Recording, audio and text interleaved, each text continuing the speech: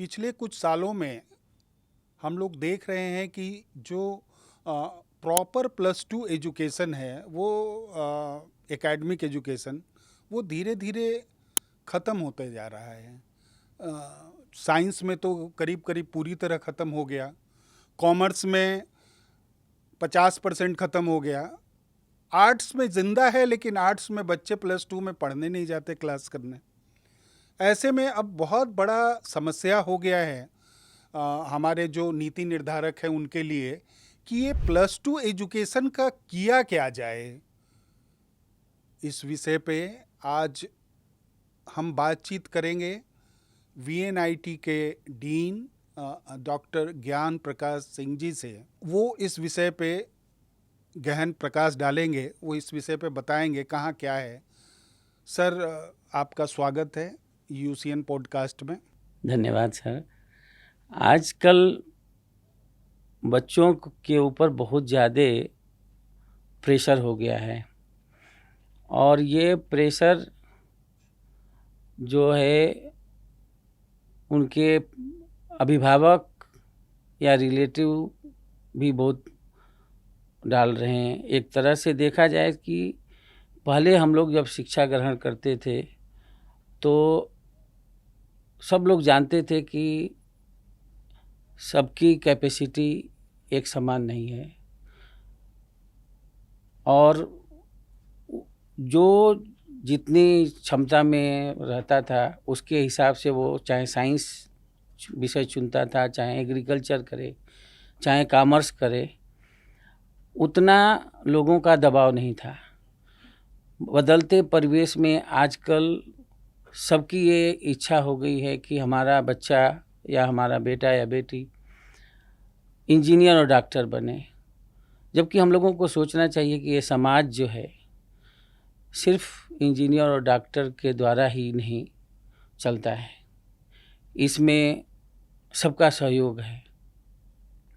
अगर बच्चों की क्षमता के अनुसार उनको शिक्षा ग्रहण करने के लिए प्रेरित किया जाए तो मुझे लगता है कि थोड़ा बच्चों के ऊपर स्ट्रेस कम होगा। आज इसी डॉक्टर और इंजीनियर बनने की भाग दौड़ में कोचिंग संस्थाएं इस तरह से घास फूस की तरह से उग गई हैं कि आपको छोटे छोटे शहरों में भी 2-4 कोचिंग संस्थाएं दिखने को मिलेंगी। माता पिता को न जाने क्यों ऐसा हो गया है कि यदि उनका बच्चा कोचिंग संस्था में नहीं पढ़ेगा तो पिछड़ जाएगा। उनके मौलिक विकास के बारे में कोई नहीं सोचता है। आज शिक्षा का इस तरह से व्यवसायीकरण किया है कि सबके मन में, चाहे वो छात्र हो, छात्रा हो या अभिभावक हो, सब लोग ये सोचने लगे हैं कि कोचिंग ही एकमात्र जगह है जहाँ ये पढ़ करके हमारा जो बाल्य है वो उत्कृष्ट प्रदर्शन कर सकता है। और कोचिंग संस्थाओं में सब लोग जानते हैं कि एक ही चीज़ के दिशा में वो लोग फोकस करते हैं कि कैसे एग्ज़ाम को क्लियर किया जाए। पहले जो मौलिक शिक्षा दी जाती थी, मूलभूत शिक्षा थी, तो विषय को पूर्ण रूप से समझाया जाता था। छात्र और शिक्षक के बीच एक बांड होता था। उस बांड के कारण छात्र भी बहुत ज़्यादा जो है अपने शिक्षक का भी रिस्पेक्ट करते थे और सोचते थे। आज देखें कि छात्रों की हम लोग मेमोरी कम करते चले जा रहे हैं। हर चीज़ के लिए कुछ न कुछ इक्विपमेंट का सहारा ले रहे हैं बच्चे, चाहे कंप्यूटर का सहारा लें, चाहे मोबाइल का सहारा लें। आज सबको इस भाग दौड़ की दुनिया में एक ही चीज़ दिखाई देता है कि हमको इंजीनियर बनना है या डॉक्टर बनना है। और यही प्रेशर जब बच्चों के ऊपर, कुछ बच्चे उस प्रेशर को नहीं सह पाते हैं तो ब्रेक डाउन होता है और फिर माता पिता पछताते हैं। हम लोगों को चाहिए कि पुनः एक बार स्कूल और कॉलेजों की तरफ ध्यान दें, जहाँ मूल रूप से डिटेल जो शिक्षा दी जाती थी, गुरु और शिष्य के बीच संबंध थे, उनको स्थापित किया जाए। इस व्यावसायीकरण की दुनिया में जो बच्चे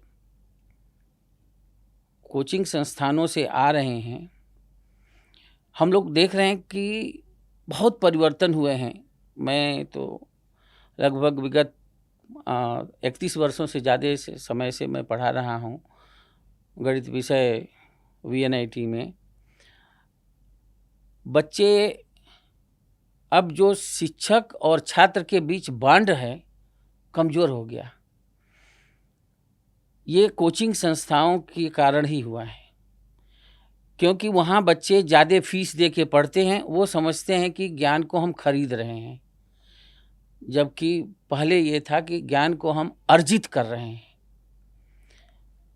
इन दोनों में बहुत अंतर हो गया। जो बच्चे पहले आते थे, उनके और शिक्षक के बीच एक बहुत अच्छा बॉन्ड रहता था। ऐसा नहीं कि उस समय भी ऐसे ही वो कुछ लोग बहुत अच्छा करते थे, कुछ लोग नहीं अच्छा कर पाते थे, फिर भी एक बॉन्ड बहुत स्ट्रांग रहता था टीचर और स्टूडेंट्स का। आज की दुनिया में अभी देखें तो छात्र जो हैं, वो कोई भी विषय अगर डिटेल में पढ़ाएं तो वो ध्यान नहीं देते, मोबाइल देखते हैं, इधर उधर देखते हैं, इधर उधर ध्यान भटकाते हैं। उनको ये समझ में आता है कि मैं इसका कुछ न कुछ शॉर्टकट निकाल लूँगा, कहीं से मैं डाउनलोड कर लूँगा, कुछ मैं कहीं दूसरी जगह से सहायता प्राप्त कर लूँगा। पहले उनको ये लगता था कि नहीं, जो हमारे शिक्षक पढ़ाते हैं उसको हमको ध्यानपूर्वक पढ़ना है। अब देखें, जब शिक्षक पढ़ाते हैं तो उसके इंटरेक्शन में तमाम तरह के व्यवहारिक जीवन के एग्जाम्पल से देते हैं। वो एग्जाम्पल से आसानी से छात्रों को समझ में आता है। लेकिन वही चीज़ जब हम कहीं से रेडीमेड मटेरियल डाउनलोड करते हैं, हमको मालूम है कि कहीं से हमको क्विकली मिल जाएगा, तो फिर बच्चे वो याद नहीं करते। मेमोरी लॉस बहुत हो रहा है बच्चों को। आज बच्चों से पूछिए तो छोटे छोटे कैलकुलेशन अगर पूछ दें तो तुरंत मोबाइल निकाल करके कैलकुलेट करते हैं। हम लोग सब लोग जानते हैं कि जैसे स्वस्थ जीवन के लिए एक्सरसाइज की ज़रूरत है, व्यायाम की ज़रूरत है, प्राणायाम की ज़रूरत है, वैसे ही हम लोग को ये सोचना चाहिए कि हमारे माइंड के विकास के लिए उसको भी तो कार्य करने देने की ज़रूरत है, उसको भी तो सोचने की ज़रूरत है। अगर हम सब चीज़ रेडीमेड बताएंगे, ट्रिक से ही उसको समझाएंगे, तो फिर वो मेमोरी लॉस हो रहा है। और इसीलिए जो है आजकल सरकार भी कह रही है और हम लोगों ने भी डिजिटल वेलनेस का क्लास शुरू किया है, क्योंकि ऑनलाइन और ऑफलाइन में बहुत अंतर है। जब शिक्षक से इंटरेक्ट करता है छात्र, तो उसके मन में जो भी विचार है वो व्यक्त कर सकता है और उसका समाधान शिक्षक दे सकते हैं। अगर समाधान देने में कोई ज़रूरी नहीं है कि 100% तत्काल ही समाधान दे। अगर समाधान देने में उस समय शिक्षक असमर्थ हैं, तो चूंकि उनको अनुभव बहुत ज़्यादा है, दूसरे दिन निश्चित रूप से उसके प्रश्न का समाधान करेंगे। परंतु जब हम सिर्फ ये मोबाइल, इंटरनेट के भरोसे रहते हैं, तो अभी कुछ पढ़ने की कोशिश करते हैं, तब तक दूसरा कोई फ़ोन आता है, कोई दूसरी चीज़ आती है, हमारा ध्यान डाइवर्ट हो जाता है। इसमें अच्छे अच्छे बच्चे भी जो है उतना अच्छा नहीं कर पा रहे हैं। तो मैं समझता हूँ कि हम लोगों को पहले स्कूल शिक्षा के ऊपर विशेष बल देना चाहिए, और जो हम लोगों का ये कॉम्पिटिटिव एग्ज़ाम है, अब चूँकि इतने ज़्यादा बच्चे परीक्षा देते हैं, इसलिए उतनी कॉपी चेक करना मजबूरी होती है कि सब्जेक्टिव चेक करना मुश्किल होता है। अभी आप देखें नीट की परीक्षा के लिए लगभग 22 लाख बच्चे एग्ज़ाम दिए थे, तो ऑब्जेक्टिव टाइप क्वेश्चन पूछना पड़ता है। और ये कोचिंग वाले लोग जो हैं, वो सिर्फ यही सिखाते हैं कि कम समय में ज़्यादा से ज़्यादा क्वेश्चन कैसे कर सकते हैं, कैसे ट्रिक बताएंगे, कैसे रट सकते हैं, और उनको सब्जेक्ट विषय वस्तु का बहुत ज़्यादा ज्ञान नहीं होता है। हमारे यहाँ भी जो बच्चे जेईई करके आते हैं, अच्छे रैंक से आते हैं, और जब यहाँ हम लोग व्यवहारिक ज्ञान के साथ सब्जेक्ट का उनको ज्ञान देते हैं, चूँकि उनकी पढ़ाई कोचिंग संस्थानों से है, डिटेल वो पढ़ाई नहीं किए हैं, बहुत सारे बच्चे हैं जो इंजीनियरिंग के पहले साल में ही अच्छा परफॉर्म नहीं कर पाते। ये शिक्षा में एक तरह से देखा जाए तो डिग्रेडिंग हो रहा है। इन बच्चों को भी सोचना है, और पेरेंट्स को भी सोचना है, हम सबको सोचना है कि जो हमारा पहले ज्ञान था, जो हम सोचते थे, समझते थे, जो शिक्षक हमको तमाम जीवन से संबंधित एग्जाम्पल दे करके बताते थे, सब्जेक्ट का नॉलेज, वो अब धीरे धीरे इस तरह से सेट हो गया है कि कैसे हम एग्ज़ाम को क्लियर करें और उसमें हमारा रैंक अच्छा आए। कुछ बच्चे अच्छा रैंक भी पा जाते हैं, परंतु आगे जाके अच्छा नहीं कर पाते हैं। कुछ बच्चों को नहीं मिल पाता है, वो हताश हो जाते हैं। मैं समझता हूँ कि हम सब लोगों को उनकी क्षमता को देखना चाहिए और उन्हें प्रोत्साहित करना चाहिए कि जिस क्षेत्र में तुम्हारी इच्छा है वही क्षेत्र में तुम अच्छा करो। ये आवश्यक नहीं कि इंजीनियर और डॉक्टर ही बने, कॉमर्स भी पढ़ें, आर्ट्स भी पढ़ें, एग्रीकल्चर भी पढ़ें।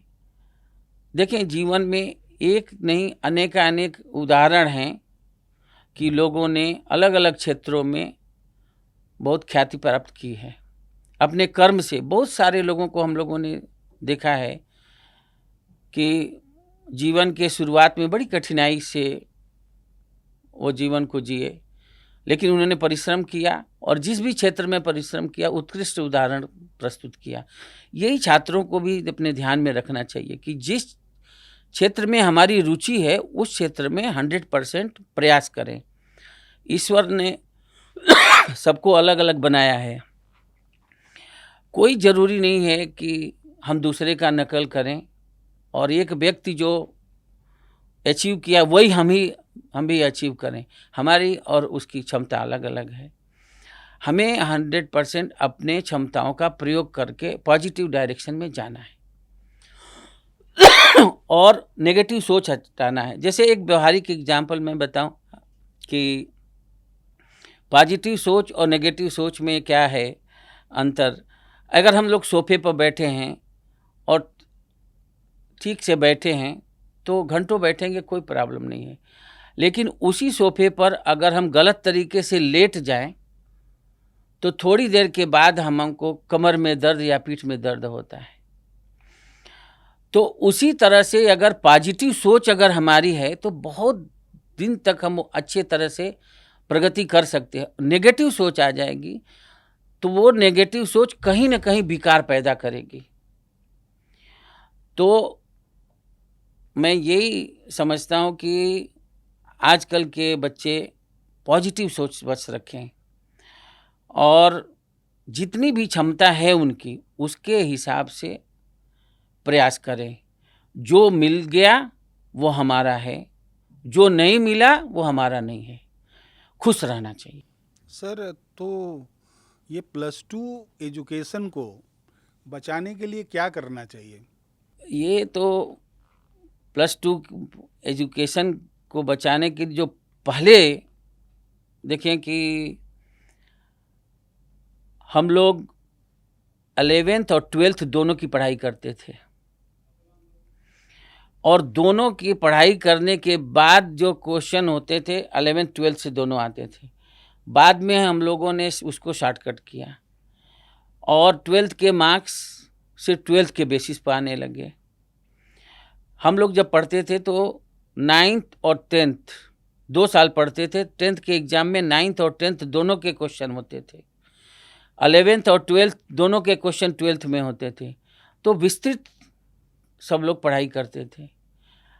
अभी हम लोगों ने ईज करने के चक्कर में हमने सिलेबस छोटा किया। हम सोचे छोटे छोटे एग्ज़ाम, छोटे छोटे सिलेबस करेंगे और उस पर एग्ज़ाम लेंगे, बच्चों के लिए आसानी होगी। परंतु इसका दुष्परिणाम ये हो गया कि इसी का कोचिंग संस्थाओं ने फ़ायदा उठाया और उन्होंने कैसे एग्ज़ाम को क्रैक किया जाए इसी पर फोकस किया। जब तक ये सोच सबकी नहीं बदलेगी कि सब विषयों का महत्व है, तब तक ये कोचिंग संस्थाएं ऐसे ही बढ़ते रहेंगी। क्योंकि एक ही चीज़ पाने की लालसा अगर सबकी है तो कंपटीशन तो होगा ही, और कंपटीशन के लिए लोग तैयारी करेंगे ही करेंगे। और इसलिए समाज में जो भी कोचिंग संस्थाएं हैं या जो अन्य लोग हैं जो कहेंगे कि हम इसको अचीव करने में आपकी मदद करेंगे, तो लोग उधर जाएंगे। सर, ये जो 10वीं क्लास तक बच्चे पढ़ते हैं, रेगुलर क्लासरूम में जाते हैं, उसके बाद में 2 साल जो गैप हो जाता है, ये कोचिंग करते हैं, फिर क्लासरूम में नहीं जाते +2 एजुकेशन के लिए, फिर वो एकदम से कहीं उनको अच्छा रैंक आया, फिर वो जैसे आपके VNIT जैसे इंस्टीट्यूट और अलग अलग जब स्टूडेंट जाते हैं, तो ये 2 साल जो क्लासरूम प्रॉपर क्लासरूम में नहीं जाने का एक आदत जो बन जाता है, तो उनके फिर बिहेवियर में क्या चेंज पाते हैं आप लोग? देखिए, उनके बिहेवियर में बहुत चेंज होता है। सबसे बड़ा तो चेंज आपको बताएं, शिक्षक और विद्यार्थी का संबंध ही खत्म होता जा रहा है। जो पहले 2 साल बच्चे क्लास में पढ़ते थे, 10वीं तक संबंध रहता है। 10वीं के बाद ये बच्चे जूनियर कॉलेज में, इंटरमीडिएट कॉलेज कुछ स्टेट में कहते हैं उसको, 12वीं तक सिर्फ प्रैक्टिकल करने विद्यालय में जाते हैं। और स्थिति ऐसी हो गई है कि जो ज़्यादा छूट दे उसी कॉलेज में एडमिशन की भीड़ होती है। ज़्यादा छूट दे, प्रैक्टिकल करवाए, बच्चों को समय ज़्यादा से ज़्यादा कोचिंग संस्था में जाने के लिए दे।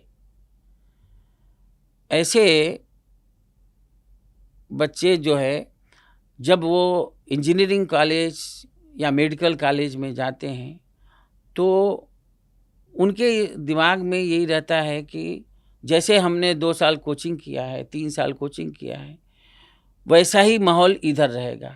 परंतु वहाँ एकदम से माहौल अलग हो जाता है। फिर वहाँ जो विषय पढ़ाया जाएगा उसका कोई कोचिंग नहीं होगा, वहाँ तो डिटेल पढ़ाया जाएगा। वहाँ 2 चीज़ की कमी है। एक तो टीचर और स्टूडेंट का संबंध कम है, जिसकी वजह से बच्चे खुल के इंटरेक्ट नहीं करते, शॉर्टकट अपनाने की कोशिश करते हैं, सोचते हैं कि हम मोबाइल से कुछ डाउनलोड कर लेंगे, उससे हमारा काम चल जाएगा। इसकी वजह से बहुत सारे बच्चों की पढ़ाई अच्छी नहीं हो रही है और स्तर गिर रहा है। देखिए, जब तक मौलिक सोच नहीं होगा लोगों के अंदर, तब तक उतना विकास नहीं होगा और वो सोच अचानक नहीं होगी, वो धीरे धीरे डेवलप किया जाता है। कहते हैं न्यूटन के सिर पर सेब गिरा तो उनको गुरुत्वाकर्षण की कल्पना हुई। ऐसा सेब गिरने से नहीं हुआ। सेब गिरने के पहले कितने लोगों के सिर पर उससे भारी भी वस्तु गिरी होगी, परंतु वो उस दिशा में सोच रहे थे। वो सोच रहे थे सेब का गिरना एक उस दिशा में आप कहेंगे क्लू है, एक हिंट मिल गया उनको।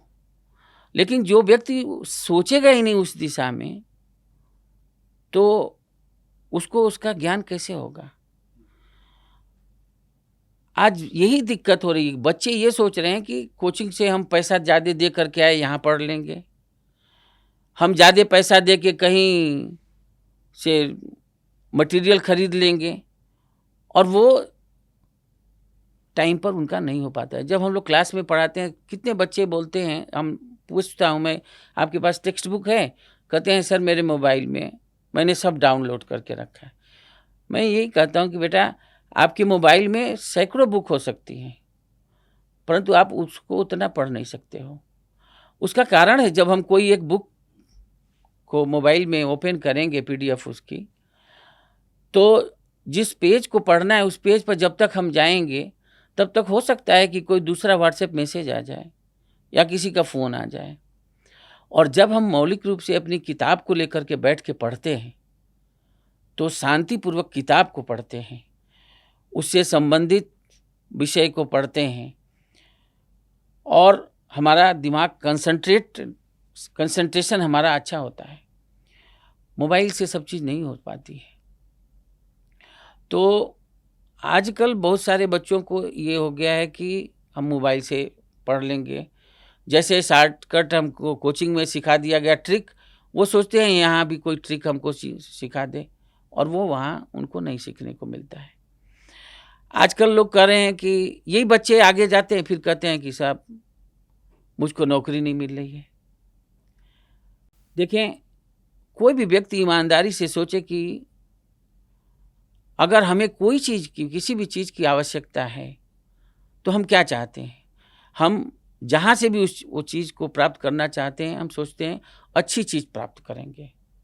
चाहे जीवन की कुछ भी हो, चाहे हमारे जीवन में कुछ भी, खाने पीने की वस्तु से लेकर पहनने की वस्तु, उपयोग की चीज़, या अपने घर में किसी को नौकरी देने की बात हो, हर जगह हम ये सोचते हैं कि अच्छी चीज़ हम लेंगे, अच्छे लोग को हम अपॉइंट करेंगे।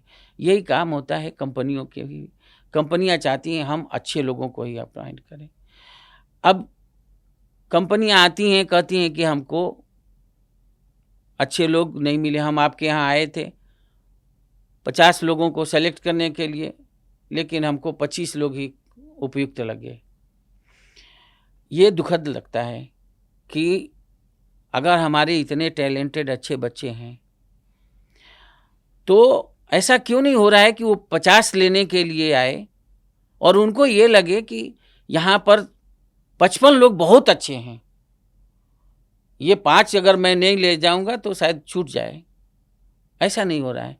ऐसा इसीलिए नहीं हो रहा है कि जो हमारी बेसिक शिक्षा से कोचिंग संस्थाओं में जाके बच्चे, ये जो 2 साल टीचर और स्टूडेंट का बॉन्ड ख़त्म हो गया, डिटेल पढ़ने की इच्छा ख़त्म हो गई, शॉर्टकट अपनाने की बात हो गई, और वहाँ जब हम जाते हैं इंटरव्यू के लिए तो वो प्रैक्टिकल चीज़ें पूछते हैं।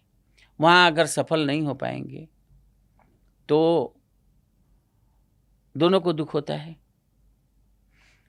जिसका सिलेक्शन नहीं हुआ उसको तो दुख भी होता है, लेकिन जो कंपनी आती है उसको भी दुख होता है कि मैं इतना मैं ये करके वहाँ ये कॉलेज में गई। शिक्षक को भी दुख होता है कि मेरे स्टूडेंट सेलेक्ट नहीं हुए। तो सर ने कई एग्ज़ाम्पल दिए, एग्ज़ाम्पल से आपको समझाया, हमको समझाया कि भाई +2 एजुकेशन को प्रॉपरली होना कितना ज़रूरी है और उसके नहीं होने से बच्चों को कितना नुकसान हो रहा है। अब सवाल उठता है कि उसको +2 एजुकेशन को पटरी पे लाने के लिए पहल कौन करेगा? तो पहल हम सबको ही करना है, पेरेंट्स को करना है। सबसे पहले पेरेंट्स को ही करना है। बच्चों से ज़्यादा डिसीजन तो उनके पेरेंट्स लेते हैं, पहले पेरेंट्स को सोचना होगा, स्टूडेंट्स को भी समझना होगा, कुछ टीचर्स को भी प्रयास करना होगा जो इसका डबल मज़ा लेते हैं कॉलेज का और कोचिंग का। तो बहुत बहुत धन्यवाद सर, आपने बहुत ही ज्वलंत मुद्दे पे मार्गदर्शन किया। Thank you.